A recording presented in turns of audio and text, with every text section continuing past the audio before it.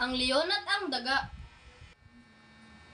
Isang daga ang nakatuwaang maglaro sa ibabaw ng isang natutulog na leon. Sa kanyang inakit ang likuran ng leon at sa pagdating sa itaas ay nagpadaos-daos siya paibaba. Sa katuwaan ay di niya napansin na nagising ang leon. Dinakba ng leon ang daga at hinawakan sa buntot na wari bagang balak siyang isubo at kainin. Natakot at nagmakaawa ang daga. Ipagpaumanhin mo, kaibigan. Hindi ko sinasadyang gambalin ka sa pagtulog mo. Walang akong masamang hangarin. Nakatuwaan ko lang na maglaro sa iyong likuran. Huwag mo akong kainin.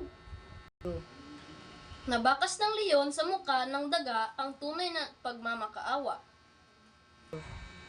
Sige, pakakawalan kita. Pero sa susunod ay huwag mong gambalain ang pagtulog ko. Sabi ng leon. Salamat, kaibigan. Balang araw ay makakaganti rin ako sa kabutihan mo. Lumipas ang maraming araw at minsan sa pamamasyal ng daga sa kagubatan ay kanyang napansin ang isang lambat na nakabitin sa puno.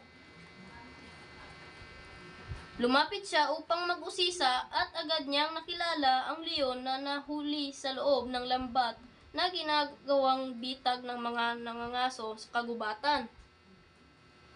Dali-dali niyang inakyat ng daga ang puno at nginat-ngat ang lubid na nakatali sa lambat.